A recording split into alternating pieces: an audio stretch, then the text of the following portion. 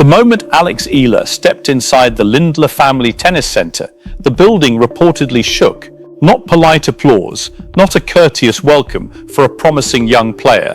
Witnesses and reporters on the scene described the kind of eruption you typically only hear when a champion returns home to a stadium that has been waiting for her, except she hadn't played a single point yet.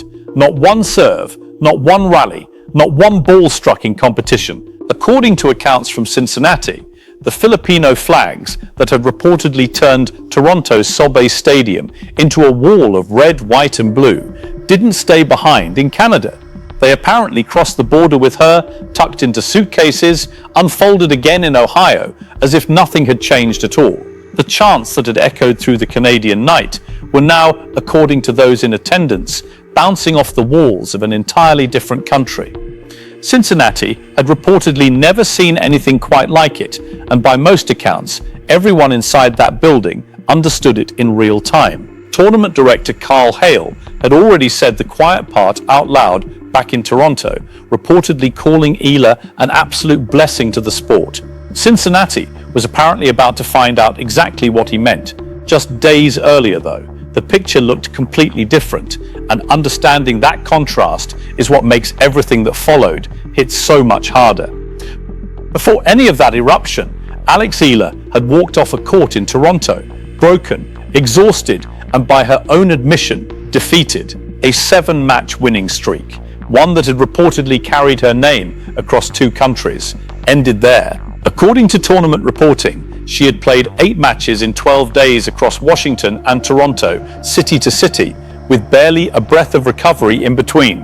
By the time she faced Olympic gold medalist Belinda Bencic in the round of 16 at the Canadian Open, the tank was, by all appearances, completely empty. The final score, 6-4, 6-love, reportedly told the story on its own. The exhaustion from 5 matches in Washington and 3 more in Toronto had apparently caught up with her body, and there was seemingly nothing left to give. To understand why that loss stung so much, it helps to look at what she had just survived to even reach that court. According to tournament records, 5 matches in Washington over the span of roughly a week, then almost immediately into 3 more in Toronto against increasingly difficult opponents, with travel and adjustment squeezed into whatever hours remained. Most professional schedules build in recovery windows for exactly this reason, and by most accounts, hers had been stretched about as thin as it could go. So when the body finally gave out against an Olympic champion, it apparently wasn't really a surprise to anyone who had been tracking the workload. It was closer to a predictable outcome of an unpredictable breakout run. In the press conference that followed, she reportedly spoke with tired eyes, and according to those present, remarkably honest words. She's quoted as saying, "Right now, there's just a little bit of tiredness and disappointment, but I'm healthy and I'm counting my blessings." Then came a line that reporters in the room apparently couldn't stop talking about afterward. She reportedly added, "I'm taking every lesson from these 2 weeks and implementing them better in Cincinnati and New York." That wasn't damage control. That wasn't a rehearsed press conference line handed to her by a media team. By most interpretations, that was a declaration delivered in real time from a competitor who already had her sights locked on the next chapter before the sting of the current one had even faded. Long. What she reportedly did next may be the most telling part of this entire story. In the middle of what many are calling the breakout season of her career, Alex Eala apparently did almost nothing for 2 full days. No court time, no racket, no replaying match footage late into the night. She reportedly joked about it herself afterward, telling the room she needed a haircut, that she hadn't gotten one in a while, and that her nails had grown out. According to accounts of the moment, the room reportedly laughed with her, and in that ordinary, almost mundane admission, something seemed to lift, if only briefly. The pressure, the rankings, the weight of an entire diaspora watching from across the globe. She reportedly spent those 2 days exploring Toronto, meeting up with friends, and by most accounts, simply letting her mind rest instead of replaying a lopsided set on a loop. This is apparently the part elite competitors understand that many others don't. It isn't only about relentless training, it's reportedly about knowing precisely when to stop, when to step back, and trusting that stillness can do more for a career than another hour of drills ever could. 2 days later, according to reports, hair trimmed, nails filed, and mind reset, she boarded a flight to Cincinnati, and that is where this story's opening moment actually begins. When the Cincinnati draw was officially released, her name reportedly appeared in a position that would have seemed unthinkable just 12 months earlier. Seed number 17 at a WTA 1000 event, apparently the highest seeding of her entire career at this level, surpassing even her number 25 seed in Toronto only days before. She is currently ranked 20th in the world, according to official WTA standings. 18 months earlier, by comparison, she reportedly sat at 143rd. That climb from 143rd to 20th in roughly a year and a half is reportedly the kind of trajectory that has made long-time tennis analysts pause and double-check the numbers.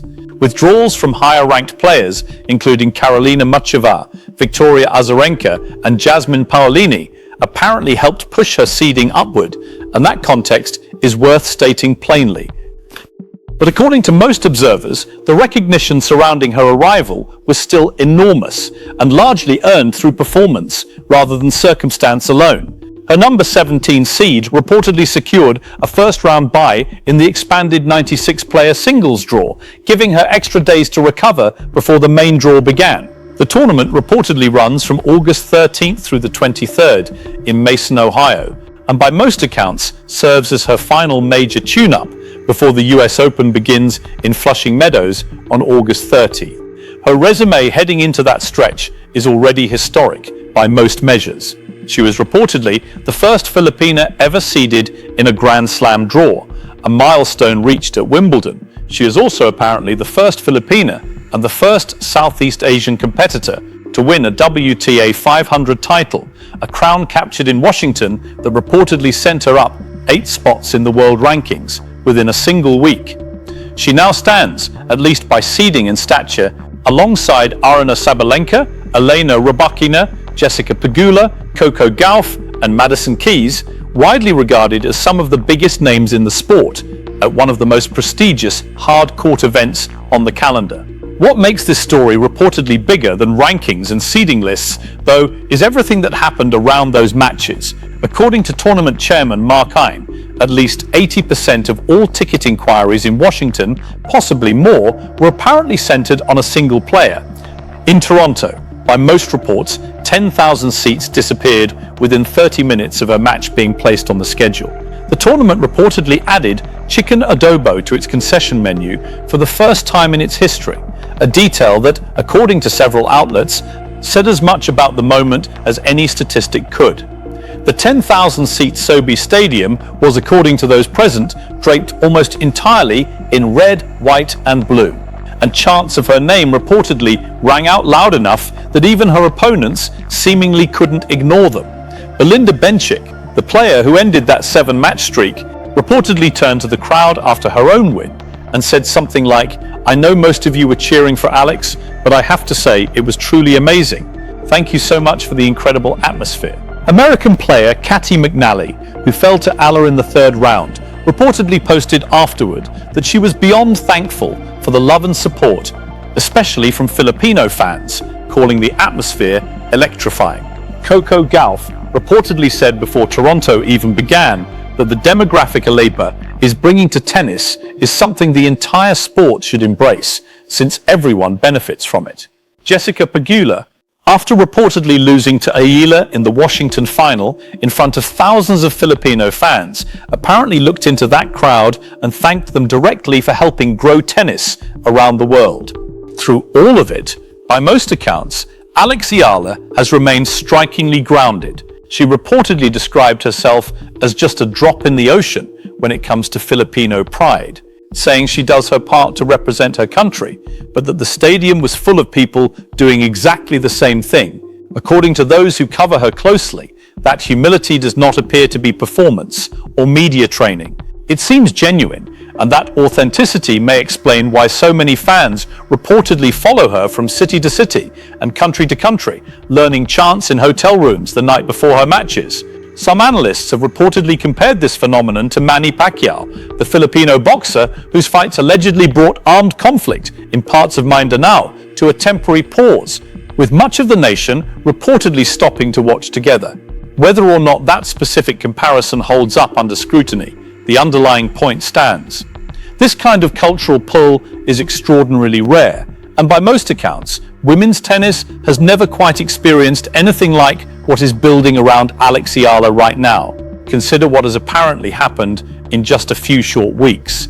A concession menu reportedly changed to include a national dish, 10,000 tickets reportedly gone in half an hour.